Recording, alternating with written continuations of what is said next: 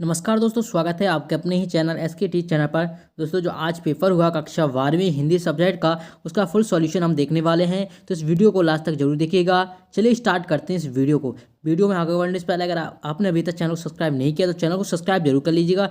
Full answer की हम देखने वाले हैं इस वीडियो में। साथ में हम इसकी सॉल्यूशन की पीडीएफ भी हम आपको प्रोवाइड कराएंगे। तो पीडीएफ कैसे मिलेगी ये आपको लास्ट तक वीडियो को देखना पड़ेगा, क्योंकि पीडीएफ पासवर्ड प्रोटेक्ट है। ठीक है, यहाँ पर फर्स्ट क्वेश्चन दिया गया है कि कवि किसका भार भार लिए फिरता है। तो कवि किसका भार लिए फिरता है आप सभी को पता होगा। इसका आंसर हो जाएगा हमारा जगजीवन, यानी कि जो बी ऑप्शन है लगाया हुआ जिन छात्रों ने, बिल्कुल सही हो जाएगा। आप लोग बताना कि आपके कितने ऑब्जेक्टिव सही हुए हैं, आप कमेंट बॉक्स में बताना। और आपको किस सब्जेक्ट के आईएमपी क्वेश्चन चाहिए ये भी आप कमेंट बॉक्स में बताना। ठीक है, अगला क्वेश्चन है हमारा दिया गया है, धूत कहो अब धूत कहो किसकी पंक्तियां हैं।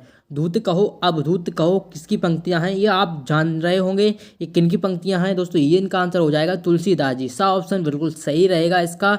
चलिए अगले क्वेश्चन की तरफ बढ़ते हैं। अगला क्वेश्चन दिया गया है, बाजार कब जाना चाहिए। यहाँ पर क्वेश्चन दिया गया है कि बाजार कब जाना चाहिए। यहाँ पर ऑप्शन दिए गए हैं आपके, अब, जब मन खाली हो, जब मन खाली ना हो, जब मन अच्छा हो, जब मन अच्छा ना हो। तो दोस्तों, आपको बाजार कब जाना चाहिए, इसका आंसर हो जाएगा जब मन खाली हो। जब मन खाली हो, आपका जो वाह ऑप्शन है, जब मन खाली हो, ये बिल्कुल सही हो जाएगा। ये वाला बिल्कुल सही आंसर हो जाएगा वी ऑप्शन। अगले क्वेश्चन की तरफ बढ़ते हैं। अगला क्वेश्चन दिया गया है, लुट्टन पहलवान को किसने हराया था। तो लुट्टन पहलवान को किसने हराया था, आपके सामने ऑप्शन दिए गए हैं। दारा सिंह को लुट्टन पहलवान ने हराया था, दारा सिंह को हराया था, राजा साहब को हराया था, रुस्तम को हराया था, फिर चांद सिंह को हराया था। दोस्तों, इसका आंसर क्या हो जाएगा, इसका आंसर हो जाएगा चांद सिंह। चांद सिंह को हराया था। अगले क्वेश्चन की तरफ बढ़ते हैं। कोई पढ़ाई में डाउट आते हैं तो डाउटन के साथ करिए सभी क्वेश्चनों को आउट। सबसे पहले आप अपने क्वेश्चन की फ़ोटो कीजिए और उसे अच्छी तरीके से क्रॉप कीजिए और तुरंत उसका पाइए वीडियो सॉल्यूशन। अब पूछिए अपने अनलिमिटेड सवाल कहीं भी कभी भी डाउटन टैब के साथ, या फिर आपके 6 से 12 तक हो, आईआईटी जी नीट का सवाल हो, या फिर सीबीएसई यूपी बिहार राजस्थान या फिर अदर स्टेट का हो, या फिर आपका फिजिक्स केमिस्ट्री मैथ बायोलॉजी या साइंस का सवाल हो। सभी सवालों के आंसर आपको मिलेंगे डाउटन ऐप पर। साथ में क्लास 9 से 12 तक आईआईटी जी और नीट की ऑनलाइन क्लासेस भी आपको डाउटन पर मिलेगी। लाखों छात्र डाउटनेट से पढ़कर नंबर 1 रैंक ला रहे हैं, तो आज ही डाउटनेट ज्वाइन कीजिए और नंबर 1 रैंक लाइए। लिंक डिस्क्रिप्शन में दी हुई है। बढ़ते हैं। अगला क्वेश्चन हमारा दिया गया है, जूझ पाठ के लेखक हैं। तो जूझ पाठ के लेखक कौन हैं ये बताना है आपको। तो जूझ पाठ के लेखक कौन हो जाएंगे, ये हो जाएंगे आनंद यादव। आनंद यादव इसका आंसर हो जाएगा। अगले क्वेश्चन की तरफ बढ़ते हैं। टीवी पर प्रसारित टीवी पर प्रसारित खबरों के लिए में सबसे महत्वपूर्ण क्या है। सबसे महत्वपूर्ण क्या है, विजुअल, नेट, वाइट या फिर उपरोक्त सभी। दोस्तों, ये तीनों ही चीज़ ही इसके लिए बहुत ज़्यादा महत्वपूर्ण है। तो टीवी पर प्रसारित खबरों के लिए विजुअल भी बहुत ज़्यादा, जो आप इफेक्ट देखते हो वो महत्वपूर्ण है। नेट नहीं होगा उसके बिना आप कुछ नहीं कर पाओगे। वाइट भी एक महत्वपूर्ण भूमिका निभाता है जो टीवी पर प्रसारित होने वाली खबरों के लिए। तो इसका ऑप्शन हो जाएगा द नंबर का, यानी कि उपरोक्त सभी इसका सही आंसर है। जिन लोगों ने ये वाला लगाया है तो बिल्कुल सही हो जाएगा। तो आप लोगों कितने सही हुए हैं आप बताइएगा। 6 में से आपको कितने सही हुए हैं यह बताइएगा। अगले क्वेश्चन की तरफ बढ़ते हैं। ये 7 नंबर के हैं, आपके रिक्त स्थानों की पूर्ति कीजिएगा। फर्स्ट है, बच्चे खाली स्थान में होंगे। तो बच्चे में क्या होना चाहिए, प्रत्याशा होना चाहिए, ना कि निराशा। ये तो आपका सही होना चाहिए सभी का, क्योंकि निराशा तो एक निगेटिव वर्ड है। बच्चों में निराशा क्यों हो, प्रत्याशा ही होना चाहिए, जिज्ञासा ही होनी चाहिए बच्चों में। भक्तिन का वास्तविक नाम है। तो भक्तिन का वास्तविक नाम क्या, मैंने अपने ऑब्जेक्टिव क्वेश्चन जो सीरीज स्टार्ट की थी उसमें भी बताया था ये वाला क्वेश्चन।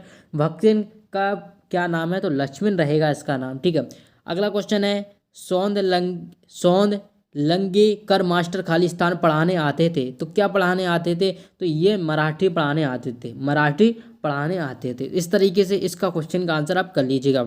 अगले क्वेश्चन की तरफ बढ़ते हैं। नाटक में छात्रों की संख्या खाली स्थान होनी चाहिए। तो जो नाटक में है वो उसमें छात्रों की संख्या अधिक होनी चाहिए। नाटक में अधिक किस लिए हो, क्योंकि अलग अलग पात्र रहेंगे, अलग अलग पात्रों की भूमिका निभाएंगे। तो नाटक में वैसे ही ज़्यादा अधिक पात्र होते हैं, ना कि कम। ठीक है, अगले क्वेश्चन की तरफ बढ़ते हैं, वीर रस का स्थायी भाव क्या होता है? ये तो किसी का गलत नहीं होना चाहिए। वीर रस का स्थायी भाव उत्साह होता है, सभी को पता है अब, ठीक है। अगले क्वेश्चन की तरफ बढ़ते हैं। यहाँ पर पूछा गया है, जिन छंदों में मात्राओं की गणना की जाती है खाली स्थान क्या कहलाते हैं? तो मात्राओं की गणना हम मात्रिक छंद में करते हैं, ना कि बार्लिक छंद में करते हैं।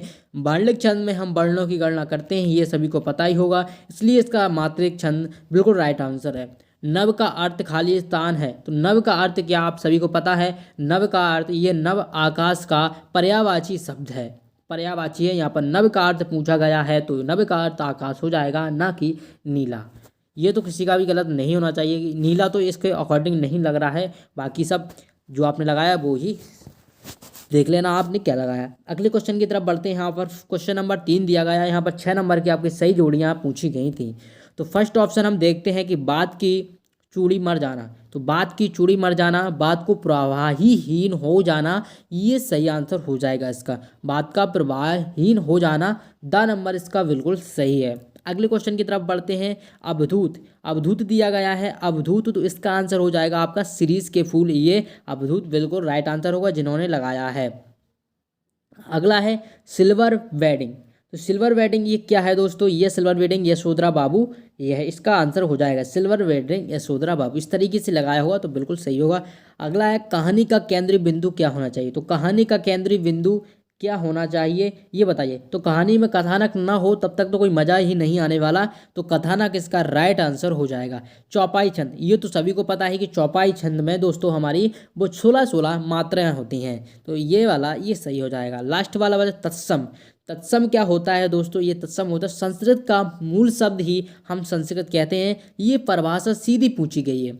तत्सम तद्भव, ठीक है, तत्सम संस्कृत का मूल शब्द होता है और तद्भव इसका विपरीत होता है, ठीक है। मतलब तद्भव जो हम शब्द बोलते हैं हिंदी वाले वही होते हैं, और हिंदी का रूपांतर होता है वो संस्कृत में हो जाता है, उसे हम तत्सम बोलते हैं।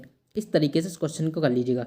अगले क्वेश्चन की तरफ बढ़ते हैं। 7वां क्वेश्चन दिया गया, 7 नंबर का है, सॉरी। यहाँ पर पहला है कि उषा का जादू कब टूटता है? उषा का कब जादू टूटता है आपको पता है? सूर्योदय।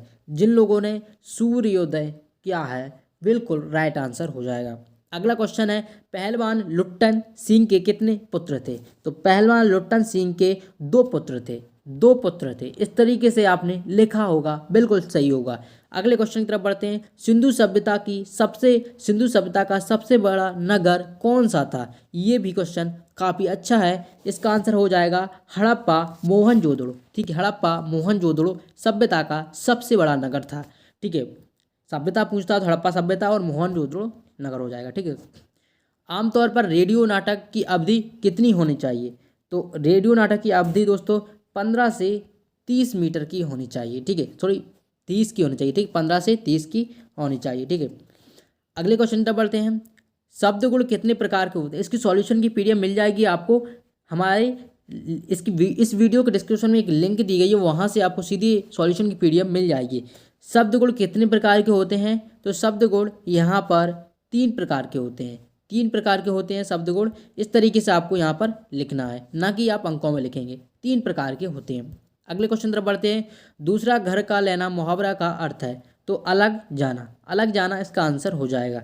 क्रिया विशेषण की परिभाषा लिखिए। यहाँ पर क्रिया विशेषण की यहाँ पर परिभाषा पूछिए, तो क्रिया की विशेषता जो बताते हैं वो क्रिया विशेषण कहलाते हैं। चलिए अगले क्वेश्चन की तरफ बढ़ते हैं। क्वेश्चन नंबर 5 दिया गया है सत्य असत, ये भी आपके 6 नंबर के हैं। बताइएगा आपके कितने नंबर के बिल्कुल ऑब्जेक्टिव सही हुए हैं, कमेंट बॉक्स में सभी लोग बताइएगा। तो पंचेजिंग पावर का अर्थ क्रिया शक्ति होता है, तो क्या ये सही है या गलत है? दोस्तों ये बिल्कुल सही है, इसका आंसर सत्य होगा। शीरीष का फूल संस्कृत साहित्य में कठोर माना जाता है, तो ये दोस्तों ये गलत है, संस्कृत साहित्य में से कठोर नहीं माना जाता है, असत्य हो जाएगा।